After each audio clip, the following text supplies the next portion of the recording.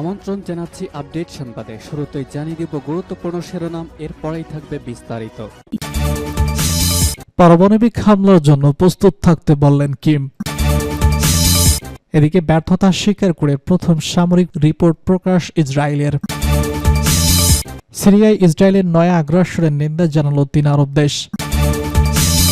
সর্বশেষে জানিয়ে দিব যুদ্ধবিরতি লঙ্ঘন করে পূর্ব লেবাননে ইসরায়েলি ড্রোন হামলা, নিহত 2।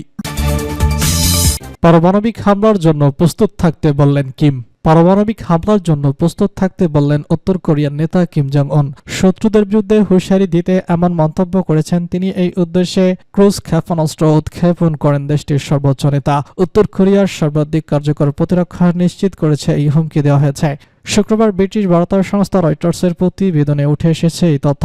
উত্তর কোরিয়ার রাষ্ট্রীয় গণমাধ্যম KCN বলেছে, উত্তর কোরীয় দ্বীপের পশ্চিম উপকূলে বুধবার এই ক্ষেপণাস্ত্র উৎক্ষেপণ করা হয়েছে শত্রুদের সতর্ক করতে ও পারমাণবিক হামলার সক্ষমতা প্রদর্শনের উদ্দেশ্যে এই পরীক্ষা নিরীক্ষা পরিচালিত হয়েছে বলে দাবি করেছে সংস্থাটি।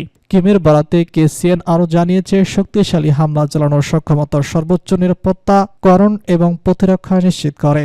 উত্তর কোরিয়ার সার্বভৌমত্ব এবং নিরাপত্তা নিশ্চিতের দায়িত্ব পারমাণবিক বাহিনীর উপর বর্তায়, তাই পারমাণবিক শক্তি ব্যবহারের সদা প্রস্তুত থাকা তাদের কর্তব্য। শত্রুদের সতর্ক থাকার কথা বললেন। নির্দিষ্ট কোনো দেশের নাম উল্লেখ করেনি কিম। বক্তব্যের বিভিন্ন পর্যায়ে যুক্তরাষ্ট্র ও দক্ষিণ কোরিয়াকে কঠোর বাক্যবনে জর্জরিত করেছেন তিনি। এ বিষয়ে প্রতিক্রিয়া জানিয়েছে প্রতিবেশী শত্রুদেশ দক্ষিণ কোরিয়া। সেনাবাহিনী শুক্রবার জানিয়েছে তারা বুধবার ক্ষেপণাস্ত্র উৎক্ষেপণের সিগন্যাল শনাক্ত করেছে। স্থানীয় সময় সকাল 10টার দিকে সমুদ্র সীমার উপর দিয়ে তারা একাধিক ক্রুজ ক্ষেপণাস্ত্রের গতিবিধি লক্ষ্য করেছে। এই ক্ষেপণাস্ত্র পরীক্ষার খবর এমন সময় এলো যখন সামরিক প্রশিক্ষণ কেন্দ্রগুলোতে টানা পরিদর্শন চালিয়ে যাচ্ছে কিম। পরিদর্শনকালে তরুণ অফিসারদের উদ্দেশ্যে আদর্শ ও কৌশলগত শিক্ষার গুরুত্ব নিয়ে উপদেশ দিচ্ছেন তিনি। ইউক্রেনের বিরুদ্ধে যুদ্ধের সমর্থন জানাতে উত্তর কোরিয়া রাশিয়া হাজার হাজার সেনা পাঠানোর পর কিমের অঙ্কান মিলিটারি একাডেমিতে এটাই ছিল প্রথম ভ্রমণ। এ সপ্তাহে কিম আরেকটি অভিজাত ক্যাডার প্রশিক্ষণ প্রতিষ্ঠান কিম উনসুং ইউনিভার্সিটি অব পলিটিক্স পরিদর্শন করেন। সেখানে তিনি সামরিক অনুগত ও ত্যাগের উপর জোর দেন। বিগত কয়েক বছর ধরে পারমাণবিক হামলা চালাতে সক্ষম কৌশলগত ক্রুজ ক্ষেপণাস্ত্র তৈরির প্রচেষ্টা চালিয়ে যাচ্ছে প্যংয়াং। এই ধরনের অস্ত্র ব্যবহার জাতিসংঘ নিরাপত্তা পরিষদের নিষেধাজ্ঞার আওতায় বাইরে থাকায় আন্তর্জাতিক সম্প্রদায়ের কাছ থেকে তুলনামূলক কম আলোচনা সহজ করতে হবে তাদের। উল্লেখ্য, উত্তর কোরিয়া ব্যালিস্টিক ক্ষেপণাস্ত্র এবং পারমাণবিক ও অস্ত্রের উপর একগাদা নিষেধাজ্ঞা জারি করে রেখেছে নিরাপত্তা পরিষদ।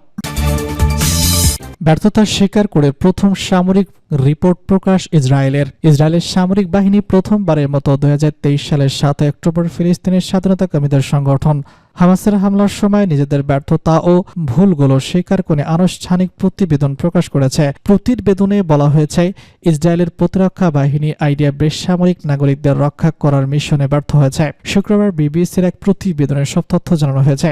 প্রতিবেদনে বলা হয়েছে, ব্যর্থতার বিষয়ে 19 পৃষ্ঠার রিপোর্ট প্রকাশ করেছে ইসরায়েল। এতে হামাস ও অন্যান্য ফিলিস্তিনি গোষ্ঠীর প্রায় 5000 সশস্ত্র যোদ্ধার ইসরায়েলি হামলা চালানোর পটভূমি বর্ণনা করা হয়েছে।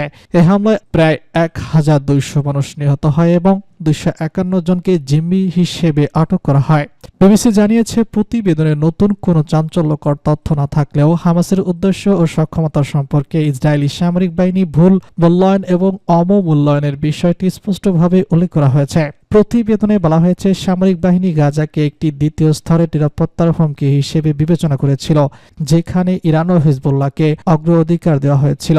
গাজার সম্পর্কে তাদের নীতি ছিল প্যারাটিক্যাল। হামাসকে অবৈধ হিসেবে দেখা হলেও এর বিকল্প গড়ে তোলার কোনো প্রচেষ্টা ছিল না। বেসামরিক বাহিনী গাজা নিয়ে কনফ্লিক্ট ম্যানেজমেন্ট পদ্ধতি গ্রহণ করেছিল এবং ধরে নিয়েছিল যে হামাস বড় আকারের যুদ্ধ আগ্রহী নয় বা এর জন্য প্রস্তুত নয়। এই ধারণা হামাসের প্রতারণামূলক কৌশল দ্বারা আরও শক্তিশালী হয়েছিল। 2018 সাল থেকে প্রাপ্ত প্রমাণগুলো ইঙ্গিত দেয় যে হামাস একটি উচ্চাভিলাষী পরিকল্পনা তৈরি করেছে, কিন্তু এটিকে অবাস্তব বা অসম্ভব হিসেবে আখ্যায়িত করেছিল। প্রতিবেদনে বলা হয়েছিল, যুদ্ধের কয়েক মাস আগে সামরিক গোয়েন্দা বিভাগ একটি নতুন মূল্যায়ন তৈরি করতে শুরু করে, যা ইঙ্গিত দেয় যে হামাসের পরিকল্পনা কেবল একটি দূরদর্শিতা নয় এবং অপারেশনাল পরিকল্পনার একটি সংক্ষিপ্ত উদীয়মান মূল্যায়ন সামরিক গোয়েন্দাদের উচ্চপদস্থ কর্মকর্তাদের দৃষ্টি আকর্ষণ করতে পারেনি। প্রতিবেদনে হামাসের উদ্দেশ্যে এবং এর হুমকি মোকাবেলা সম্পর্কে সামরিক বাহিনীর মধ্যে একটি ব্যাপক আত্মতুষ্টির প্রবণতা চিহ্নিত করা হয়েছে। সময়ের সাথে সাথে হামাস সম্পর্কে গোয়েন্দা মূল্যায়ন এবং বাস্তবতার মধ্যে একটি উল্লেখযোগ্য বিভিন্ন বিদ্যমান তৈরি করেছিল। প্রতিবেদনে আরও উল্লেখ করা হয়েছে যে শত্রুর দৃষ্টিভঙ্গি, সংস্কৃতি, ধর্ম, ভাষা ও ইতিহাস সম্পর্কে গভীর পরিচিত হ্রাস পেয়েছে। গোয়েন্দা বিভাগের সংস্কৃতিতে গভীর সংস্কারের আহ্বান জানানো হয়েছে, যাতে যুদ্ধভিত্তিক উন্মুক্ততা, সংসদবাদ, শোনা, শেখা, বিতর্ক ও গঠনমূলক মতবিরোধকে উৎসাহিত করা হয়। সিরিয়ায় ইসরায়েলের নয়া আগ্রাসনের নিন্দা জানালো 3 আরব দেশ। সিরিয়ায় ইহুদিবাদী ইসরায়েল নতুন করে যে আগ্রাসন চালিয়েছে তার নিন্দা জানিয়েছে সৌদি আরব, মিশর ও জর্ডান। আরব দেশগুলো ইসরায়েলের এই স্থিতিশীলতার দৃষ্টিকারী পদক্ষেপ বন্ধ করতে এগিয়ে আসার জন্য আন্তর্জাতিক সমাজের প্রতি আহ্বান জানিয়েছে। ইহুদিবাদী যুদ্ধবিমানগুলো মঙ্গলবার সিরিয়ার রাজধানী দামেস্কের দক্ষিণে অবস্থিত সিকুয়া শহরের পাশাপাশি দারা প্রদেশের বেশ কয়েকটি স্থানে বোমাবর্ষণ করে। ইসরায়েলের যুদ্ধ অপরাধী প্রধানমন্ত্রী বেনিয়ামিন নেতানিয়াহু সিরিয়ার দক্ষিণ অঞ্চলকে সম্পূর্ণ বেসামরিকরণ করার ঘোষণা করার পর এসব হামলার চালায় তেল আবিব। সৌদির পররাষ্ট্র মন্ত্রণালয় এই হামলার তীব্র নিন্দা জানিয়ে বলেছে, ইসরায়েলি দখলদার বাহিনী সংশ্লিষ্ট আন্তর্জাতিক আইন ও চুক্তিকে বৃদ্ধাঙ্গুলি দেখিয়ে এই হামলা চালানোর মাধ্যমে সিরিয়ার নিরাপত্তা স্থিতিশীলতাকে বরাবর লঙ্ঘন করছে। বিবৃতিতে ইসরায়েলি আগ্রাসন পদক্ষেপ রুখে দেওয়ার দায়িত্ব পালন করার জন্য আন্তর্জাতিক সমাজের প্রতি আহ্বান জানানো হয়। এইভাবে মিশরের পররাষ্ট্র মন্ত্রণালয় সিরিয়ায় ইসরায়েলি বিমান হামলাকে পদ্ধতিগত আগ্রাসন, আন্তর্জাতিক আইনের লঙ্ঘন এবং জাতিসংঘ ঘোষণার পরিপন্থী বলে বর্ণনা করেছে। বিবৃতিতে বলা হয়, এই আগ্রাসনের মাধ্যমে তেল আবিব সিরিয়ার স্বাধীনতা, সার্বভৌমত্ব ও ভৌগোলিক অখণ্ডতা লঙ্ঘন করেছে।